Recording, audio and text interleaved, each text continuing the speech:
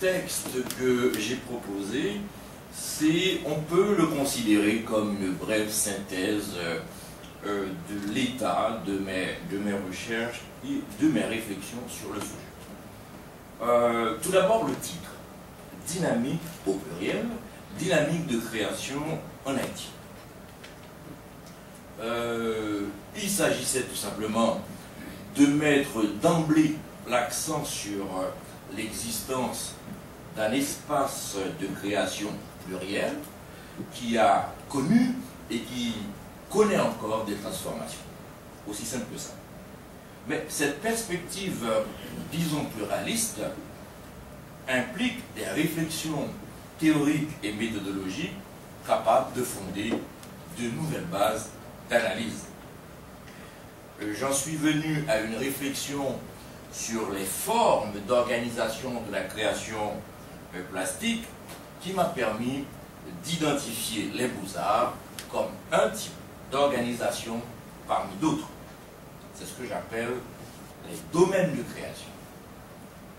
Un domaine de création, c'est une forme d'organisation de la création plastique, ce qui signifie qu'il peut exister plusieurs domaines de création plastique dans une société à un moment donné.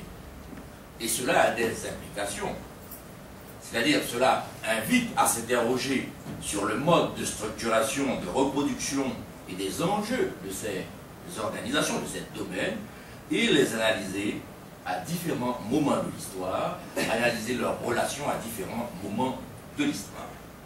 C'est ainsi que j'ai essayé de dégager les enjeux sociopolitiques de l'instauration des beaux-arts en Haïti en prenant à témoin le portrait. En essayant de comprendre les conditions dans lesquelles les beaux-arts ont été valorisés, on peut commencer à comprendre pourquoi ce domaine l'a été au détriment d'autres domaines. Le champ d'études s'élargit donc, puisqu'il faut maintenant se pencher sur l'histoire des différents domaines, les domaines jusque-là non valorisés. Les interrogations doivent également porter sur les conditions dans lesquelles on en est venu à valoriser les domaines qui n'ont pas été valorisés, ainsi que les implications de tel phénomène.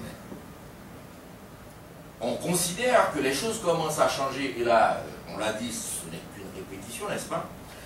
On considère que les choses ont commencé à changer dans l'univers de la création plastique en Haïti à partir des années 30, encore faut-il déterminer les facteurs décisifs et identifier les séquences ayant marqué cette transformation. L'élément le plus décisif, Ulysse l'a souligné, semble être l'irruption de personnes de conditions sociales modestes, disons l'irruption des subalternes. Dans un premier temps, en tant que thématique, dans les œuvres des artistes dits indigénistes des années 30, et dans un second temps, en tant qu'acteur, en tant que sujet créateur, à partir de 1945. Ce qui a, encore une fois, de multiples implications sur lesquelles je ne m'attarderai pas ici. Je soulignerai tout de même que cette présence des subalternes constitue aujourd'hui encore l'un des moteurs de ce que j'appelle la nouvelle scène artistique d'Haïti. Cette irruption des subalternes est advenue grâce à un discours primitiviste et dans le contexte d'une redéfinition des coordonnées constitutives de la communauté haïtienne par l'école haïtienne d'ethnologie qui a instauré le vaudou comme l'un des principaux pôles identificatoires du nous collectif. D'où la place centrale qu'occupe désormais le vaudou dans la création plastique, jusqu'à la reconnaissance d'un domaine de création plastique propre au vaudou. En réalité, ce qui s'est produit, c'est une ouverture des formes de création légitimées sur de nouveaux pans de l'imaginaire social. Parmi les données qui deviennent alors fondamentales, il y a les traditions orales, disons l'oraliture, pour reprendre le concept inventé par Ian Smithville. il y a également tout le fond iconographique existant, c'est-à-dire toutes les images qui ont circulé jusque-là dans la société.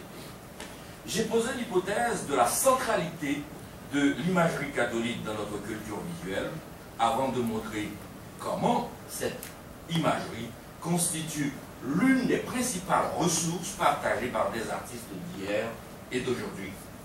Lorsqu'on considère la diversité des valeurs symboliques attribuées à un même signe, la souplesse que cela induit dans son interprétation et la complexification possible selon les contextes, on semble avoir là une donnée décisive, on semble identifier une des potentialités créatives mises en œuvre par les foyers de culture subalterne, potentialité décuplée lorsqu'elle est confrontée aux ressources malléables de l'oraliture. Voilà donc en quelques mots les éléments, me semble-t-il, essentiels de ma contribution au catalogue. Et bien évidemment, il faudra la lire, mais aussi lire les développements que j'ai donnés ailleurs dans diverses publications à plusieurs points évoqués pour avoir une meilleure idée de ce que représente de ce qui représente en fait un véritable chantier de recherche en cours. Vous avez une idée enfin, de ce chantier avec le numéro de l'Intiva qui est sorti récemment, consacré à la création plastique de l'Haïti, qui constitue une publication, je veux dire, qui vient en complément du catalogue de l'exposition. Donc, je m'arrête là pour donner la parole à la personne qui va nous mettre sur la sellette